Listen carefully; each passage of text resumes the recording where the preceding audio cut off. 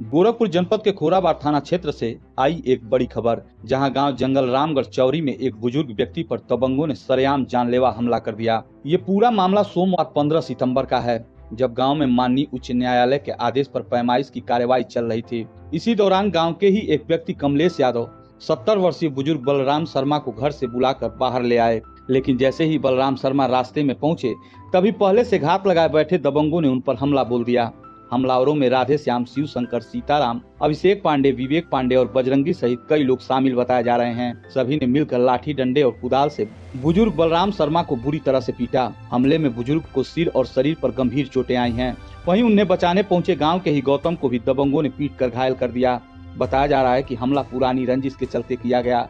वारदात के बाद आरोपी जाते जाते पीड़ित परिवार को जान से मारने और जमीन में गाड़ देने की धमकी देकर मौके से फरार हो गए। इस घटना के बाद से पूरे गांव में दहशत का माहौल है। पीड़ित परिवार पूरी तरह से भयभीत है। मारे के पहले तो हम रहली बोरने पे, तो जब अले काली मंदिर के आगे बगीचा अपने जोनबा वहाँ ले, तो ई राधे श्याम गाड़ी देख चल, ओकरे बाद राधे श्याम, शिव शंकर, सीताराम, ये विवेक, संगम आ ग्राम प्रधान जौन की वहाँ मौजूद बाटे, ग्राम प्रधान प्रतिनिधि महेंद्र पासवान वहाँ मौजूद बाटे। ये लोगन के पहले से प्लानिंग रहल कि इनके आज मारल जाए। अगर प्लानिंग नहीं रहल हो तो महेंद्र पासवान वनशक्ति में कह के चलल कि आज उगता हुआ सूरज का कुछ होगा। ये बताएं, अगर पहले से सेटिंग नहीं रहल तो तू का जनता का बोलला वहाँ, ओकरे बाद जब आई थी सब जनी हम आगे, जैसे हमरे आगे लेखपाल रहल, लेखपाल के पीछे हम रहली, बस ये सब का कैला पकड़ के लगल मार लाठी होती हाकी आई जैसे जैसे बने वहाँ लोगन खूब विधिवत अपन लोग, हम कैसो जान बचा के वहाँ से भागली बोरने पे। तो अभी कुल जौन बात वहाँ से भगल हैं, वहाँ से लोग रही आ गई हैं। अब जब सरकारी जमीन बा, नवीन प्रति बा, खरिहान बा, चकमार्ग बा, आबादी बा, तो काहे नापत हम, तो नापा हम मिनहा नहीं करते मरला काहे, हम कौन का कैली, हम तो नपवावत नहीं है। तो हन लोगन जहाँ मन करता तहाँ नपवावत हवा, जैसे मन करता वैसे करत हवा। कहल जौन हमन चाहत तौने चमरी में हो, दोपहर उखाड़ल झाँट नहीं करी। पीड़ित के बेटे सोनू शर्मा का कहना है कि पुलिस ने मुकदमा तो दर्ज कर लिया, लेकिन अभी तक किसी की गिरफ्तारी नहीं हुई।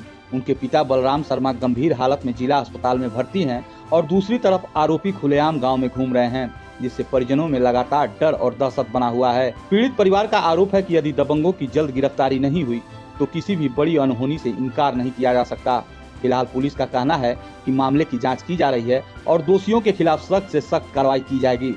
लेकिन सवाल यह है कि आखिर कब तक पीड़ित परिवार न्याय का इंतजार करेगा और कब तक आरोपी बेखौफ होकर गांव में घूमते रहेंगे। फिलहाल खोराबार थाना क्षेत्र की इस वारदात ने एक बार फिर सुरक्षा व्यवस्था और पुलिस की कार्यशैली पर सवाल खड़े कर दिए हैं। सरकारी जमीन का है और प्रकरण स्टार्ट हुआ दिसंबर 1.5 साल हो गया होगा।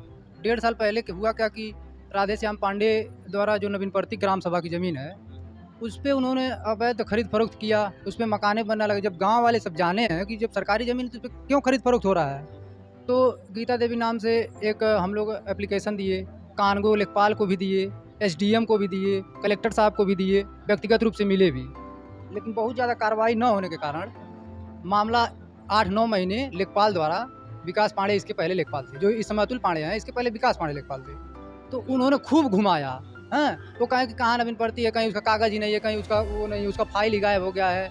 तो हम लोग सर बहुत ज़्यादा रेमेडी यहाँ नहीं मिली, तो हम लोग इसमें रीट दाखिल किया हाई कोर्ट। माननीय उच्च न्यायालय द्वारा जब वहाँ से आदेश आया तो वर्तमान प्रधान जो अतुल पांडे हैं उन्होंने एक बार पिछले हफ्ते, मतलब 10-15 दिन हो गए, एक बार और पैमाइश हुई थी, तो उन्होंने अपने मर्जी से जहाँ चाहा रिपोर्ट लगाया, बनाया खलिहान का।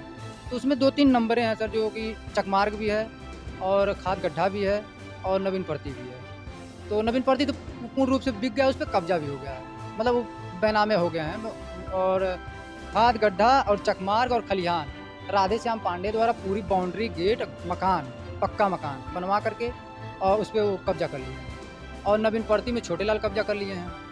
तो अब इसी के नाते रीट जब पड़ा है तो वहाँ से आए हैं, तो ये भी लेखपाल खूब घुमा उमा रहे थे।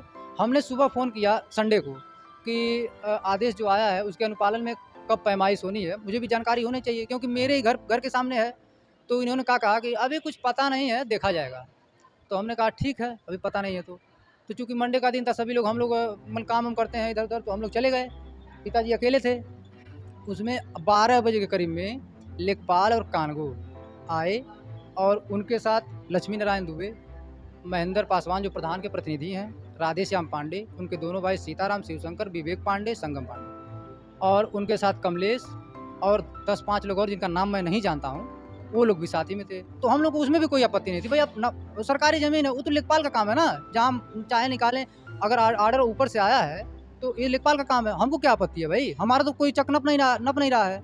लेकिन हमने खाली इसलिए पूछा था कि सर हमको बता देंगे तो हम लोग भी रहेंगे, थोड़ा देखा जाएगा कितना सरकारी ज़मीन है और किसके में निकल रहा है, किसमें नहीं निकल रहा है।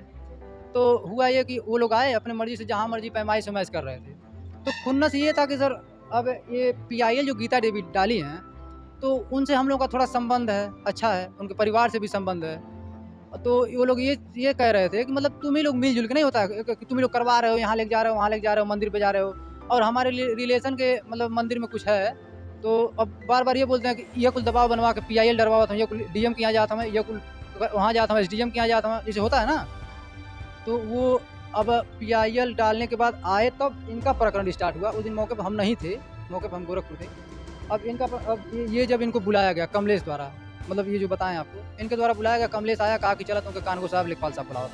अब वहाँ गए, इसके आगे की कहानी आप इनसे सुनी चुके हैं, और जितना भी डॉक्यूमेंट है सर मैं आपको प्रोवाइड करा दूंगा, और सारे तथ्यात्मक जो भी डॉक्यूमेंट है। सर एफआईआर, हाँ तुरंत हम लोग थाने पे गए, जब पुलिस सर एफआईआर दर्ज कर ली है, लेकिन सर ये है कि उसमें अभी तक कोई गिरफ्तारी, कोई पूछताछ, कोई मतलब प्रक्रिया नहीं हुआ है।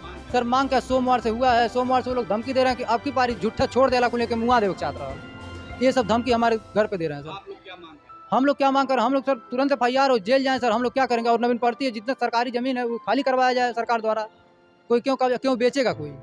हमारे गाँव की ज़मीन तीसरा लोग पैसा दे के ला के बच जाए, गाँव की ज़मीन लेके दूसरा कोई रहेगा? खाली करवाया जाए, उस पर तत्काल कब्जा करवाया जाए सरकार द्वारा।